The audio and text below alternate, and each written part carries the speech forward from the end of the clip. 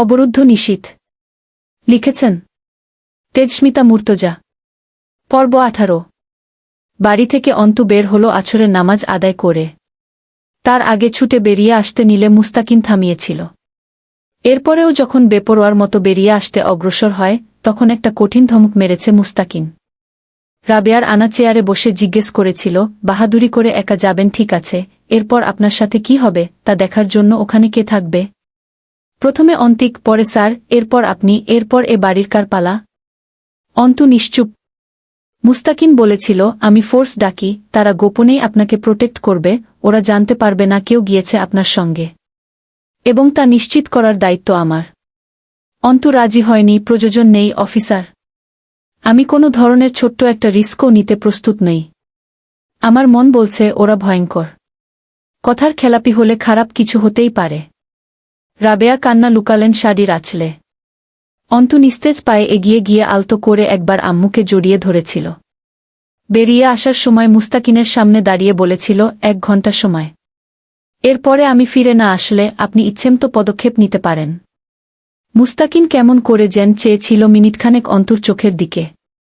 এরপর আশ্বাস দেবার ভঙ্গিতে মাথা নেড়ে বিদায় জানিয়েছিল। বিড়বিড় করে বলেছিল, গড ব্লেস ইউ। বাসের হাটের উপর থেকে গাড়িতে করে নয়াবাগ যেতে কমবেশি 8 ঘন্টা সময় লাগে।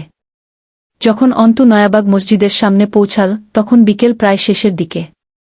তার মনে হল আরও একটু আগে আসার ছিল। শীতের মৌসুম, দিনের বেলা ছোট। দেখতে দেখতে সন্ধ্যা ঘনিয়ে আসে। নয়াবাগ মসজিদের অদূরে দাঁড়িয়ে থেকে তার ভেতরে এক প্রকার ছটফটানি কাজ করছিল। আবার ভাবতে বসে গেছিল, জীবনের সাথে আসলে ঘটছেটা কি? এই অনিশ্চিত প্রবাহধারা তাকে ধাওয়া করে কোথায় নিয়ে যাচ্ছে? মিনিট 2 বাদে 2 লোক এসে দাঁড়াল সামনে। অন্তুর গাটা ঝাঁকুনি দিয়ে উঠল, লোমগুলো খাড়া হয়ে উঠেছে। লোকগুলোর মুখের অভিব্যক্তি ভীষণ রকমের চতুর। দেখে মনে হচ্ছে অন্তুকে মেহমানদারির উদ্দেশ্যে পথ দেখিয়ে নিয়ে যেতে এসেছে। চারপাশের লোক আসল ঘটনা আন্দাজ করতে পারবে না এদের আচরণ দেখে, তাছাড়াও হয়তো বুঝলেও কিছুই বলবে না। রাজত্ব এদের, শাসন এদের, সমাজ এদের নোংরা পায়ের তালুর তলে পদলিত। তারা যে রাস্তাটা দিয়ে এগিয়ে যাচ্ছিল, রাস্তাটা ক্রমশ ঢালু হয়ে এগিয়ে গেছে। দুপাশে বন, জঙ্গলি এলাকার মতো। এক কথায় নির্জন একটি জায়গা। অন্তু হাসল। তার হাসি পাচ্ছে নিজের জীবনের ঘটনাপ্রবাহের উপর এবং অনিশ্চিত আগামীকালের উপর। মন ভরে কিছুক্ষণ নিঃশব্দে হাসল। আব্বুর কথা খুব মনে পড়ছে, সেটাকে পাত্তা দিতে চাইল না। ওটা মাথায় জেকে বসলে তার মানসিকতা মেরুদণ্ডহীন এক কেঁচোর মাফিক হয়ে পড়বে, যাকে আলতো পায়ের চাপে পিষে মারা যায়। কিন্তু এখন দুর্বল হবার সময় নয়। জানা নেই কি অপেক্ষা করছে। অথচ বেপরোয়া মন বেজায় শয়তান। ঘুরে ফিরেই আব্বুর মুখটা, মাঝেমধ্যে আবার অন্তিকের হাসি মুখটা খুব জ্বালাতন করছিল। অন্তু চারপাশে তাকিয়ে দীর্ঘশ্বাস ফেলে সৃষ্টিকর্তাকে ডেকে উঠল মৃদু স্বরে, সাহায্য চাইল। একদম নির্জন জায়গাটির কেন্দ্রে দাঁড়িয়ে আছে একটি বাংলো অথবা কোয়ার্টারের মতো বিল্ডিং। রংচটা দেয়াল, মরিচা ধরা লোহার জানালাগুলো। ওর পেছনে হাঁটছিল লোক দুটো। এত কাছে গা লাগিয়ে হাঁটছে, এতক্ষণে বেশ কয়েকবার প্রায় ছোঁয়া লেগেছে। অন্তুর সাহস ওদের চোরা নজরে বাধা পড়ে আছে যেন। বাড়ির গেইটের ভেতর দিয়ে ঢুকতেই চোখে অন্ধকার দেখল। ঘুপচির মতো ভেতরটা, বিশ্রী গন্ধ আসছে চারপাশ থেকে। অন্তুর মাথা চক্কর কেটে উঠল অসহ্য দুর্গন্ধে। আন্দাজ করে নিল, মদ এবং ড্রাগসের গন্ধ মিশে একাকার হয়ে একটা ভ্যাপসা পেট গুলানো দুর্গন্ধের সৃষ্টি করেছে। সিঁড়িতে ওঠার সময় বেশ কয়েকবার লোক দুটো যেন ওকে ইচ্ছে করেই ছোঁয়ার চেষ্টা করল। অন্তু হাসল কেবল। তার মনে হতো সে প্রতিবাদী, অল্প হলেও। তার সামনে কোনো অন্যায় টিকার নয়। অথচ এই ভাবনাটা থেকে তাকে বের করতেই যেন প্রকৃতির আজ এত আয়োজন। কলেজের ছোকদাদের অথবা পাড়ার মহিলাদের সম্মুখে প্রতিবাদী আওয়াজ উঠানোটাই জীবনের জিত এবং নিরাপত্তা নয়, ওটাকে কোনো অর্থেই প্রতিবাদ বলে না। আজ মনে হচ্ছে তার প্রতিবাদ বোধহয় শুধুই মহিলা এবং সাধারণ অসভ্যদের সামনে সীমাবদ্ধ। নয়তো এখানে কেন সে একটা চলন্ত পুতুলের মতো হেঁটে চলেছে এভাবে? কোনোই প্রতিবাদের ভাষা মুখে আসছে না, হাতে উঠছে না। শরীরে কম্পন ধরেছে, মনে নারীসুলভ দুর্বলতা বিরাজ করছে। অসহায়ত্বের চাদরে পুরো অন্তঃসত্ত্বাটা বাজেভাবে ঢাকা পড়েছে।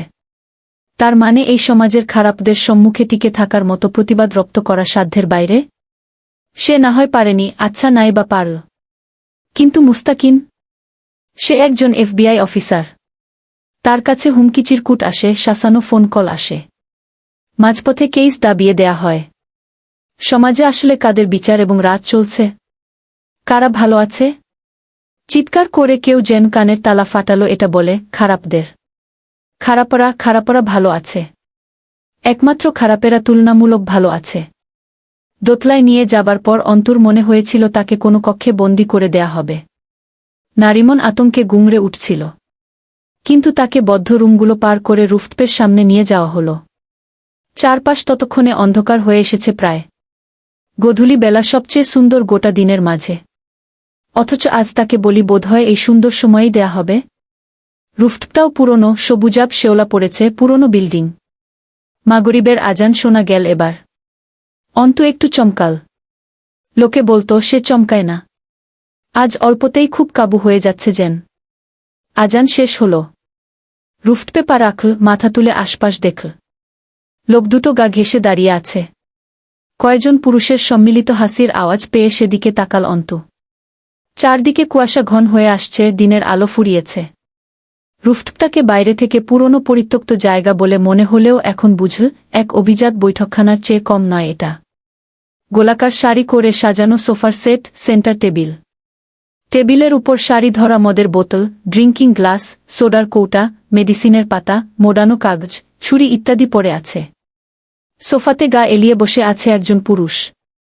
জবলস বলে বিড়ালের মতো চোখ, খাড়া নাক, অনেকটা খিলানের মতো, পাটাগুলো যেন ফনা তুলে আছে। ঠোঁটে প্যাচপ্যাচে হাসি ঝুলছে। তার সম্মুখে পিঠ ফিরিয়ে বসে আছে আরেকটি লোক। এক মুহূর্তের জন্য অন্তুর মনে হল এই পিঠ ফেরানো পেছনের পৃষ্ঠটাকে সে চেনে। অন্তু চোখ বুজে শ্বাস ফেল। ততক্ষণে ধপ করে পুরো রুফটপে আলো জ্বেলে উঠেছে। সামনে বসা লোকটি তাকাল অন্তুর দিকে।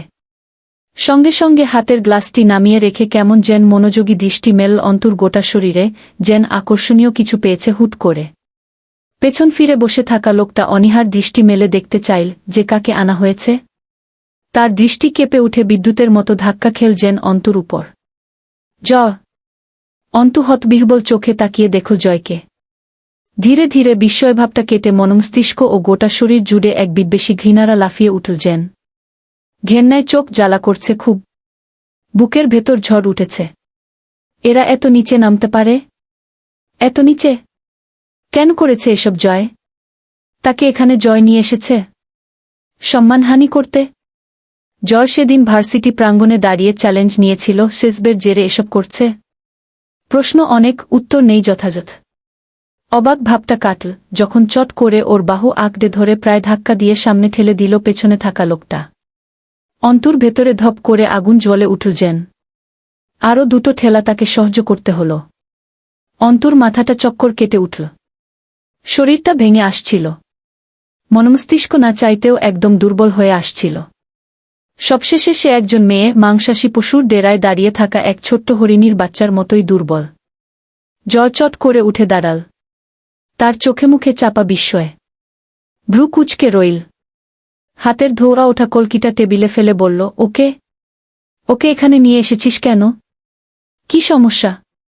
সোফায় বসা লোকটা চার হাত পা ছড়িয়ে বসে আছে, তার নজর এখনো অন্তুর শরীরে। লোক দুটো তখনও অন্তুর খুব কাছে দাঁড়ানো। অন্তু এক দৃষ্টে চেয়ে আছে জয়ের দিকে। সে ঠিক বুঝতে পারছিল না পরিস্থিতিটা। জয় কি নাটক করছে? জয় এবার কঠিন স্বরে জিজ্ঞেস করল, ওকে এখানে নিয়ে এসেছিস কেন? কি চলছে মামা? কাহিনী কি? প্যাচপ্যাচে হাসি শোনা গেল। বিড়ালের মতো জ্বলজ্বলে চোখগুলো কিসের নেশায় যেন জ্বলছিল। সরু নাকের খিলানের মতো পাটাটা কাঁপে যখন লোকটি হাসে। অন্তুর ঘেন্না এলো সেদিকে তাকিয়ে। খেকিয়ে উঠল, হের বাল! ওরে কেন নিয়ে আসছেন এখানে? এইডা জিগাইছি। পলাশ তখনও অন্তুর দিকে চেয়ে। জয় দুই ভ্রুর মাঝে আঙুল ঘষে দাঁত খিঁচল, পলাশ ভাই, কিছু জিজ্ঞেস করতেছি। হাসি অফ করে জবাব দিয়ে এরপর হাসেন। অন্তু চমকে উঠল। পলাশ? দিনাজপুরের শীর্ষ সন্ত্রাস? বাজারের প্রতিটা দোকানে কসাইজের মতো চাঁদাবাজি থেকে শুরু করে নতুন নতুন পাপের সৃষ্টিকর্তা পলাশ ও রাজন। দেখেছিল না কোনোদিন লোকটাকে? আন্ডারওয়ার্ল্ড বলে একটা কথা আছে, আর সেখানকার জানোয়ারেরা আন্ডারগ্রাউন্ডেই বিচরণ করে সাধারণত। অন্তুর মাথায় এলো না তাকে কেন এই নরকে আনা হয়েছে। মহাজন পলাশ। মানুষকে টাকা ধার দেয় সুদের চুক্তিতে। সময় এতটা কম দেয় যে একজন ঋণী লোকের পক্ষে অত দ্রুত সুদসহ টাকা জোগাড় সম্ভব হয় না। পলাশ তার বদলে বুবাচ্চা, জমির দলিল, বাড়িঘর, ব্যবসা সবশেষে যান নিয়েও নিজের সুদসহ টাকা আদায় করে নেয়া। এমন বহু কথা শুনেছে অন্তু পলাশের ব্যাপারে। এটাই কি সেই পলাশ? জয় এখানে কেন? অন্তুর খুব দুর্বলতা বোধ হচ্ছিল। চারপাশে দর্শকের মতো দাঁড়িয়ে আছে পলাশের লোকগুলো। দেখতে নর্দমার পাশে ক্ষুধার্ত অবস্থায় শুয়ে থাকা কুকুরের মাফিক রূপ সবগুলোর। পলাশ হাসল, এত ক্যা ব্যস্ত হইতেছিস বাপ? এমন তস্তসে মাল ঘরে রেখে এসে কিসব আউলফাউল জিনিস বন্ধক রেখে মানুষ টেকা ধার নেয়, বোকার দল সবগুলা। জয় নাকমুখ জড়িয়ে বিরক্ত হয়ে মদের বোতল তুলে নিয়ে তাকে দুটো চুমুক দিল। অন্তুর বাড়ির লোকও কি সুদের টাকা নিয়েছে নাকি পলাশের কাছে? আমজাদ সাহেবকে তো এমন লোক মনে হয় না। গলাজ বলছে আজ অল্প সোডা এবং পানি না মেশালেই না। তখনই ওকে পাশ কাটিয়ে পলাশ এগিয়ে যায় অন্তুর কাছে। খুব কাছে গিয়ে দাঁড়ায়। অন্তু চেয়েও পেছাতে পারল না। পিছনে আরও দুটো কুকুর দাঁড়ানো। পলাশের শরীর থেকে যে দুর্গন্ধ আসছে তাতে অন্তুর মনে হল সে যখন তখন গলগল করে বমি করে ফেলবে। এতটা কাছে কোনো পুরুষ কোনোদিন আসেনি তার। বিড়বিড় করে সৃষ্টিকর্তাকে ডেকে ওঠে অন্তু। পলাশ জিভ বের করা কুকুরের মতো গন্ধ শুকছে ওর শরীরের। বোরকা এবং নেকাবের উপর দিয়েই যেন কিসের পৈশাচিক স্বাদ পাচ্ছে জানোয়ারটা। অন্তু চোখ বুজে ডুকরে উঠল নির্বে, আল্লাহ পাক, পানাহ চাই এসব থেকে, তুলে নিন আমাকে, রক্ষা করুন। পলাশ স্থির হয়ে দাঁড়াল। প্যাচপ্যাচে হাসি দিয়ে বলল, তোমার ভাই যখন বুয়ের গয়না নিয়ে এসে টাকা চাইছিল আমার কাছে, আমি অবশ্য ওরে কইছিলাম বুয়ের গয়না দরকার নাই, বুডারে আনলেই পারতি। জীবনে আর টেকা পরিশোধ করা লাগত না। ছেমদা দেখলাম জ্বলে উঠছিল, অথচ টেকারও প্রয়োজন, কিছু বলবার পারে নাই, হা হা হা। পরে কইল, না, আমি গয়নায় রাখতে চাই ভাই। দোকানে যা কামাই হবে তা দিয়ে মাসে মাসে আপনার টাকা দিয়ে সময় ফুরানোর আগেই শোধ করে দেব। শালার ছাওয়াল পারত না। সেই হয়রানি পেরেশানি হইল, দোকানটাও গেল, রাখতে পারল না। শেষ পর্যন্ত 2 দিন আগে নাকি নিজেও পালাইছে। অথচ তোমারে আনলে খুশি হয়ে দেখা যাচ্ছে ওর ব্যবসাডারে নিজ হাতে চিরদিন প্রোটেক্ট করতাম। তোমারে আনে নাই কেন আগে? পরে খোঁজ লাগাইয়া জানছি তোমার কথা। এবার ঝুঁকে পড়ল পলাশ অন্তুর উপর, তাও জানতাম না যে তুমি এত সুন্দরী। জানলে অন্তিক ছেমডাডার সুদ, আসল, চাঁদা, দোকানের কামাইয়ের ভাগ সবটা মাফ করে দিতাম। মেয়েলোকের উপর কিচ্ছু নাই, কারবারও না। আমি মেয়েলোকের খাতিরে বহুত ত্যাগ করবার পারি। হা হা হা। অন্তিক ছেড়াডা আমার থেকে লুকায়ে না পালায় যদি তোমারে আনতো আমার কাছে, তোমার বাপডারও এত ভোগান্তি হইত না। শেহ, আমি জানতামই না তুমি এরম। অন্তু এতক্ষণ কথাগুলো শুনছিল আর একটু একটু করে যেন পাতালে গেড়ে যাচ্ছিল, কিন্তু এবার কলিজার ভেতরটা ছাদ করে ওঠে। বাপের ভোগান্তি? থাবা দিয়ে পলাশের শার্ট খামছে ধরে, এই জানোয়ারের বাচ্চা, কি বললি তুই? আব্বু কোথায়? আব্বু তোর কাছে? কি করেছিস তুই আব্বুর সাথে? জার্জ তুই? হ্যাঁ, কি করেছিস আব্বুর সাথে? আব্বু কই? কোথায় আব্বু? সুজরের বাচ্চা, আব্বু কই? ঝরঝর করে কেঁদে উঠল মেয়েটা। হুঙ্কারটা কান্নার সাথে মিশে নির্মম আর্তনাদের মতো শোনাল। পলাশকে দেখে মনে হলো তার প্রিয় খাবারটা খেয়ে তৃপ্তির হাসি হাসছে, এতটা পৈশাচিক তার মুখের ভঙ্গি। অন্তু শুনেছিল মহাজন আর সন্ত্রাসরা পিশাচদের আরেক বংশধর। জোরে জোরে শ্বাস ফেলছিল মেয়েটা। বুকে কাঁপন ধরেছে। পলাশ অন্তুর হাতটা ছড়ানোর নাম করে বাজেভাবে জড়িয়ে ধরে ছুঁয়ে দিল। অন্তু ঝটকা মেরে হাত ছড়িয়ে পিছিয়ে যায়। ধাক্কা খায় পুরো দেহটা দুটো পুরুষের সাথে। ঘেন্না আসল নিজের শরীরের উপর। কোথাও পুরুষের ছোঁয়া লাগা বাকি রইল না যেন গোটা দেহে। ছটফট করতে করতে দূরে সরে দাঁড়াল। ফুপানো কান্নায় নেকাব ভিজে উঠেছে অসহায় বাপ পাগল মেয়েটির। জয় সোফা ঘুরিয়ে নিয়ে বসেছে যেন সে যাত্রাপালা দেখতে এসেছে। তার হাতে স্বল্প মাত্রার বিয়ারের ক্যান।